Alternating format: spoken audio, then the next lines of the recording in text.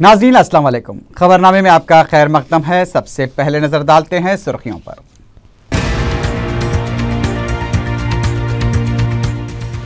Party की बदतरीन शिकस्त के बाद कांग्रेसी कायदीन में इख्तलाफात मंजर आम पर, एक दूसरे के खिलाफ गाली गलौज। जगन ने मोदी से मुलाकात करते हुए मुसलमानों के जज्बात को ठेस पहुंचाई है, रघुवीरा रेड्डी की तनकीद।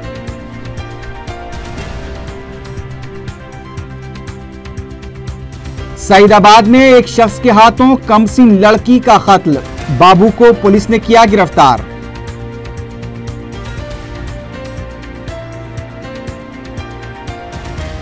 मोटरसाइकिल की ट्रायल के दौरान कंपनी मुलाजिम पर हमला करके शातिर शख्स बाइक के साथ फरार।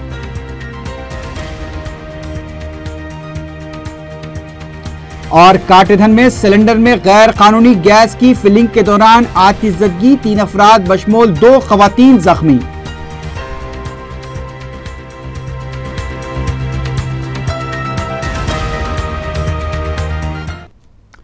सुर्खियां आपने देखी है, बढ़ते हैं खबरों की तफसील की जानिब।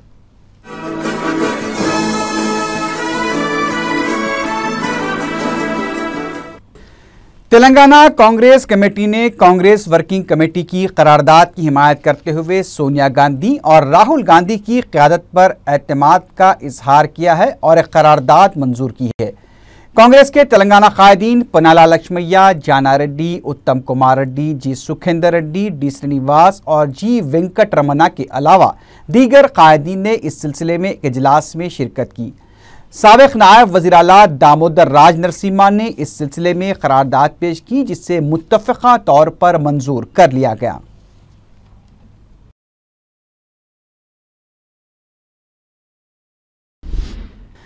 दूसरी जानिब गांधी भवन में मुनक्किदा तेलंगाना कांग्रेसी कायदीन के इजलास के बाद सीनियर कायदीन के दरमियान ज़बरदस्त नोक झोंक और गाली गलौज का तबादला अमल में आया।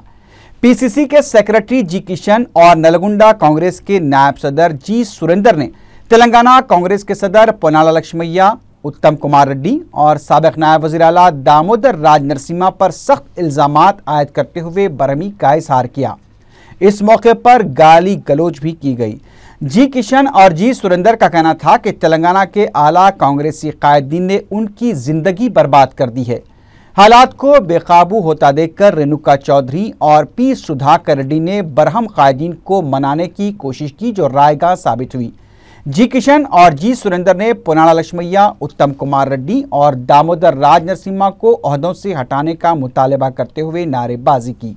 रेणुका चौधरी और पी सुधाकर रेड्डी ने कहा कि इन कायदीन की बरहमी वाजिबी है, लेकिन जिन कायदीन पर इल्ज़ामात आयद किए गए हैं उन्हें ओहदों से हटाने का फैसला पार्टी की कारकर्दगी का जायजा लेने के बाद ही किया जाएगा।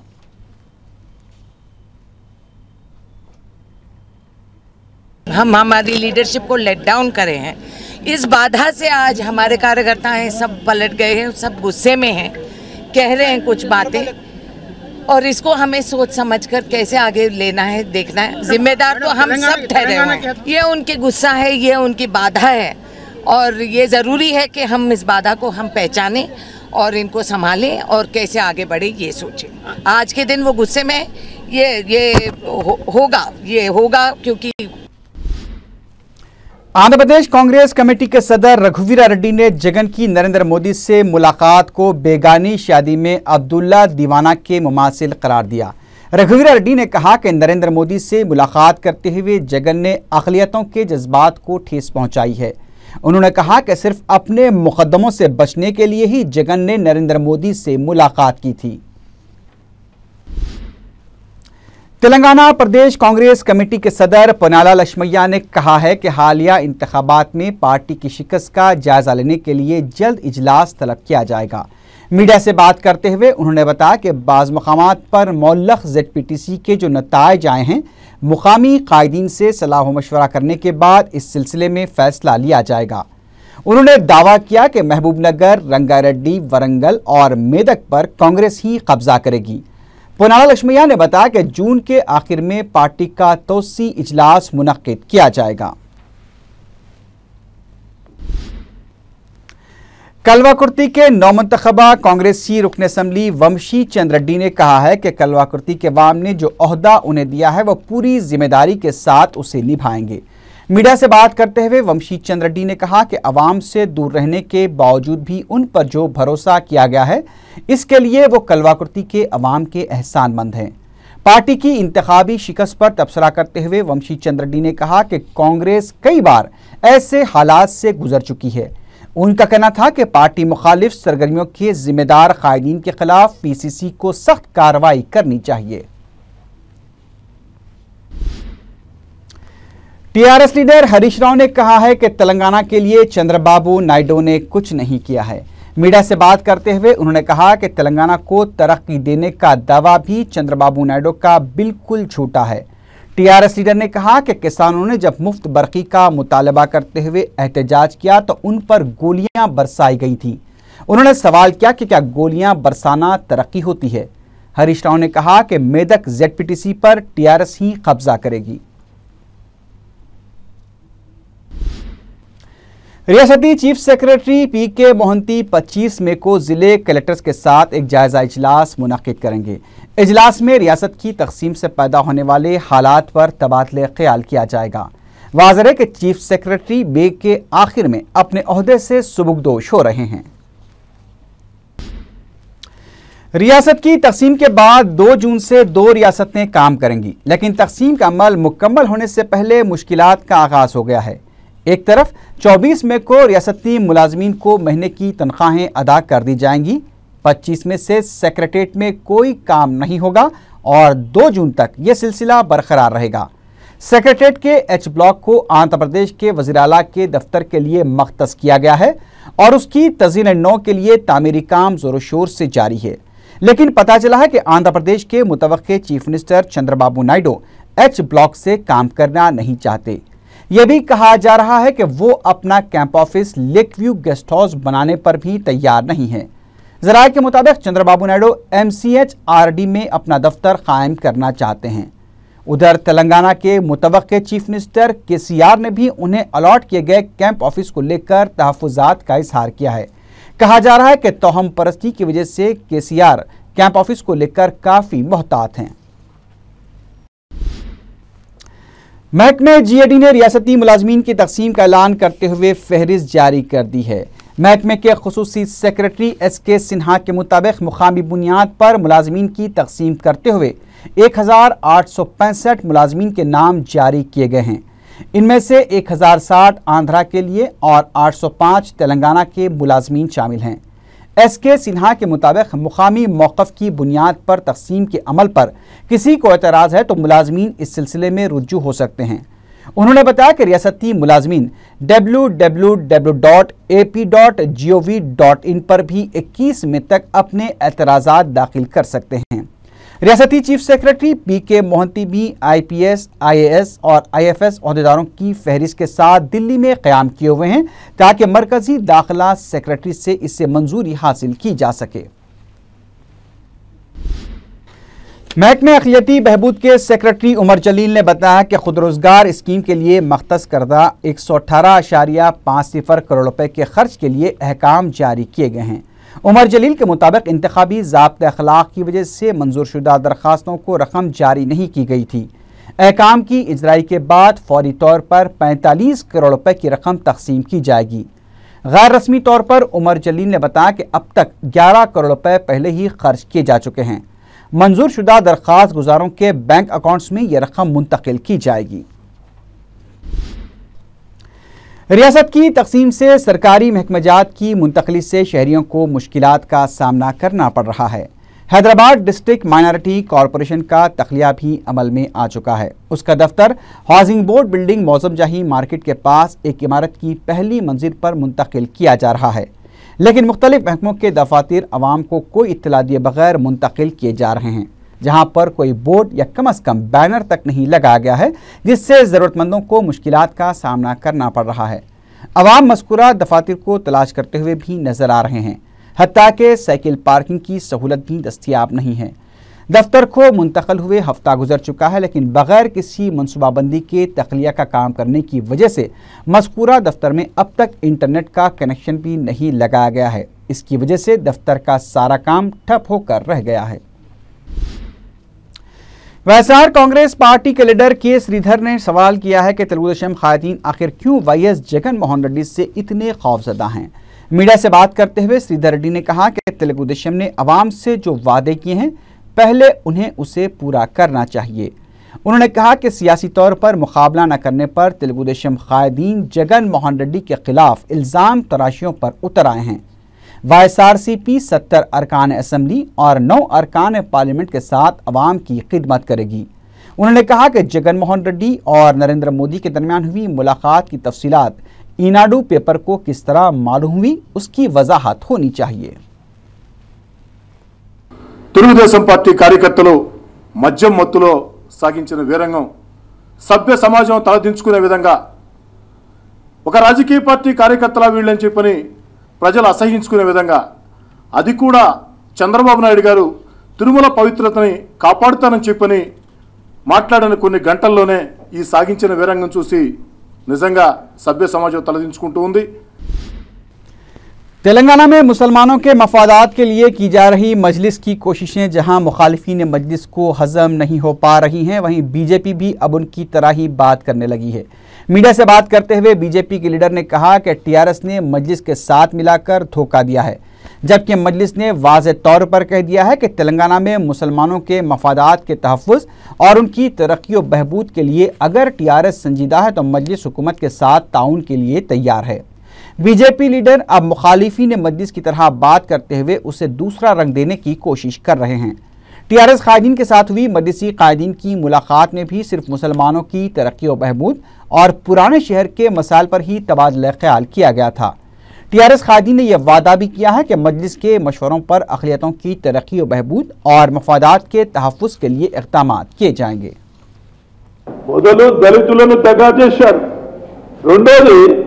ఇవాళ ఈ అరాచక శక్తులతో చెలిమి చేయడం ఏదైతే ఉన్నదో ఇది ప్రజల యొక్క సమైక్యతను సద్భావనకు విఘాతం కలిగించే విధంగా ఉంది। సమైక్య ఆంధ్ర ఉద్యమాన్ని బలపరిచారు, వాళ్ళకు బాసరగా నిలుస్తామని చెప్పారు। ఈనాడేంటి ఎలా స్నేహస్తాన్ని అందించారు। शहर के मुख्तलिफ मकामात और अजला से अवाम की दारुस्सलाम में आमद और सदर मजलिस को मुबारकबादियों का सिलसिला जारी है।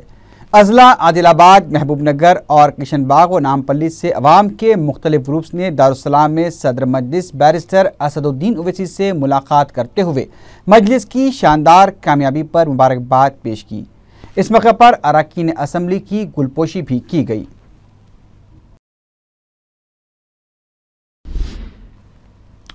कायदे मुकर्रना व रुकन असम्बली चंद्रान गुट्टा अकबरुद्दीन ओवैसी ने अपने हल्के के मुख्तलिफ इलाकों का दौरा किया। अकबर ओवैसी ने दरगाह हज़रत बुराने शाह साहब में फातिहा ख़्वानी के बाद अपने दौरे का आगाज़ किया। दरगाह के अहाते में मुतवल्ली की जानिब से कायदे मजलिस की गुलपोशी की गई। इसके बाद कायदे मजलिस ने हल्के के मुख्तलिफ इलाकों में गए, जहाँ मुहिब्बान मजलिस और अवाम की कसीर तादाद ने अपने हरदिल अजीज़ कायद का गैर मामूली जोश व खरोश के साथ इस्तकबाल किया और जगह जगह उनकी गुलपोशी की गई। अकबर ओवैसी ने मजलिस को भारी अक्सरियत से कामयाब दिलवाने पर अवाम का शुक्रिया अदा किया। इस मौके पर अरकान बलदिया सलीम बेग और यूसुफ नक्शबंदी भी मौजूद थे। रुकन असम्बली मलकपेट अहमद बलाला की मुनफरिद स्कीम सालार पकवान गैस के तहत गरीब व ज़रूरतमंद ख़ानदानों में पकवान गैस कनेक्शन के साथ गैस की सरबराही का सिलसिला जारी है। रुकन असम्बली के हाथों आसमानगढ़ में सालार पकवान गैस की तकसीम अमल में आई। इस मौके पर उन्होंने कहा कि हुकूमत की दीपम स्कीम चूँकि महदूद है, इसलिए वो ज़रूरतमंदों में सालार पकवान गैस तकसीम कर रहे हैं। उन्होंने इस अज़्म का इजहार किया कि आइंदा 2 या 3 सालों में वो मलकपेट के हर घर में पकवान गैस कनेक्शन पहुंचा देंगे।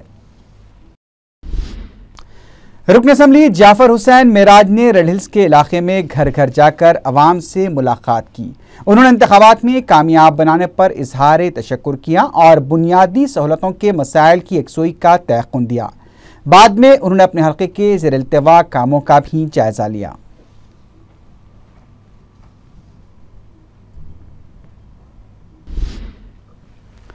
रुकन असम्बली कारवान कौसर मोइनुद्दीन ने अपने हल्के के इलाके हकीमपेट का दौरा करते हुए अवाम से मुलाकात की।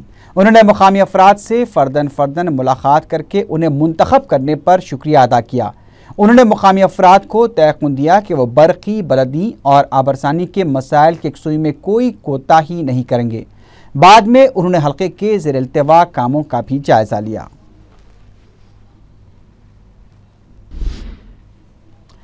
रुकन अल हसीना एजुकेशनल वेलफेयर सोसाइटी ने बताया कि सैनिकपुरी कापरा चिरकुट्टा इलाके में 500 से ज़्यादा गरीबों की झोपड़ियाँ एक अरसे दराज से कायम हैं।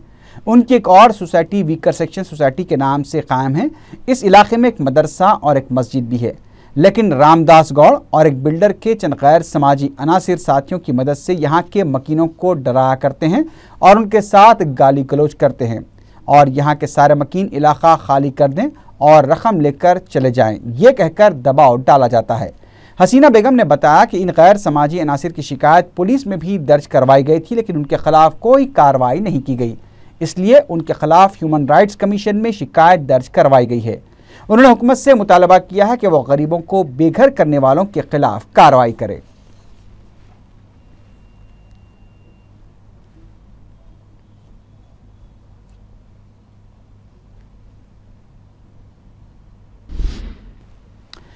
शमशाबाद एयरपोर्ट पर एक मुसाफिर ने कस्टम हुक्काम की तलाशी से बचने के लिए 7 किलो सोना एयरपोर्ट के बैतुल खला में बहा दिया। खलीजी मुल्क से पहुंचे मुसाफिर को मुश्तबा हालत में देखकर कस्टम हुक्काम जब उसकी तलाशी के लिए आगे बढ़ रहे थे तो वो बैतुल खला में दाखिल हो गया और उसके पास मौजूद सोने को बैतुल खला में बहा दिया। कस्टम हुक्काम के मुताबिक मुसाफिर ने तकरीबन 7 किलो सोना बैतुल खला में बहा दिया है। कस्टम हुक्काम को सरगर्मी के साथ सोना तलाश करते हुए देखा गया, तहम सोना उनके हाथ नहीं लगा। हुक्काम मुसाफिर से पूछताछ कर रहे हैं।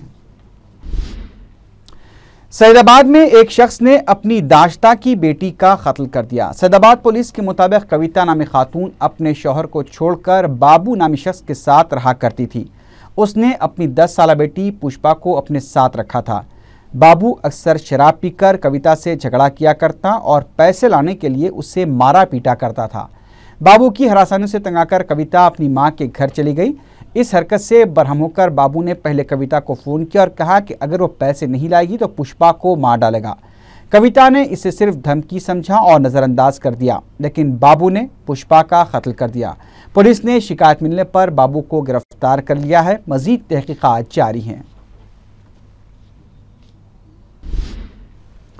अतापुर चौराहे के पास एक मोटरसाइकिल के शोरूम से एक झांसेबाज ग्राहक ने ट्रायल लेने के बहाने मोटरसाइकिल लेकर फरार हो गया। तफसीलात के मुताबिक नामालूम ग्राहक ने शोरूम से CBR 250 मोटरसाइकिल खरीदने के बहाने शोरूम के जिम्मेदारों से मोटरसाइकिल की ट्रायल लेने की ख्वाहिश जाहिर की, जिस पर शोरूम के जिम्मेदारों ने उससे शोरूम के इंचार्ज अख्तर के साथ मोटरसाइकिल पर रवाना किया। नामालूम शख्स मोटरसाइकिल घुमाते हुए उसे राजेंद्र नगर ले गया, जहां उसने अख्तर पर चाकुओं से वार करके उसे शदीद जख्मी कर दिया और 1.5 लाख रुपए मालियती मोटरसाइकिल लेकर फरार हो गया। राजेंद्र नगर पुलिस ने एक केस दर्ज करके अख्तर को इलाज के लिए खानगी दवाखाना मुंतकिल कर दिया है और नामालूम शख्स की तलाश जारी है।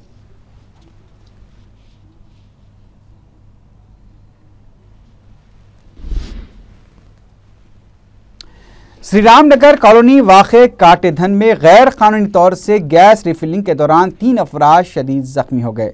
सर्कल इंस्पेक्टर वेंकट रेड्डी ने मीडिया को बताया, खातून सारा बेगम अपने घर में बड़े सिलेंडर से छोटे सिलेंडर्स में गैस भर रही थी कि अचानक आग लग गई और चंद मिनटों में आग ने एक मुतसिला मकान को अपनी लपेट में ले लिया।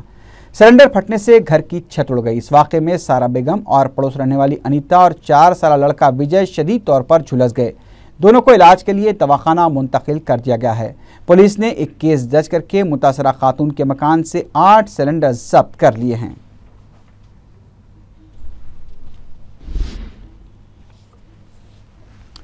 नरेंद्र पुलिस ने खातून का जिनसी इस्तेसाल करने और धोखा देने के इल्जाम में एक शख्स को गिरफ्तार कर लिया है। तफसीलात के मुताबिक मीरा नामी खातून 15 साल की उम्र में झुलस गई थी।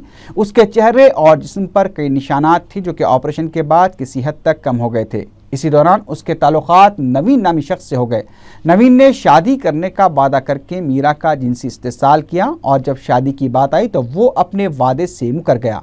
मीरा की शिकायत पर पुलिस ने नवीन को गिरफ्तार कर लिया है।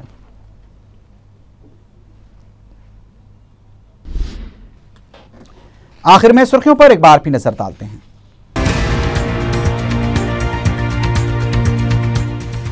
पार्टी की बदतरीन शिकस्त के बाद कांग्रेसी कायदीन में इख्तलाफात मंजर आम पर, एक दूसरे के खिलाफ गाली गलौज। जगन ने मोदी से मुलाकात करते हुए मुसलमानों के जज्बात को ठेस पहुंचाई है, रघुवीरा रेड्डी की तनकीद।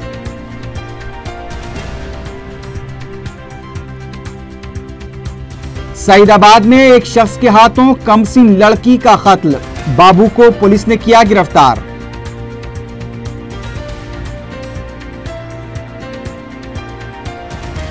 मोटरसाइकिल की ट्रायल के दौरान कंपनी मुलाजिम पर हमला करके शातिर शख्स बाइक के साथ फरार।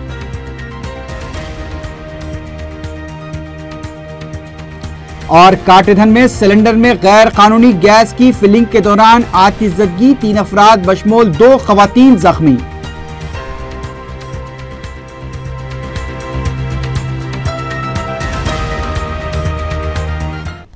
इसी के साथ ही खबरनामा अख्ताम को पहुंचा। अल्लाह हाफिज।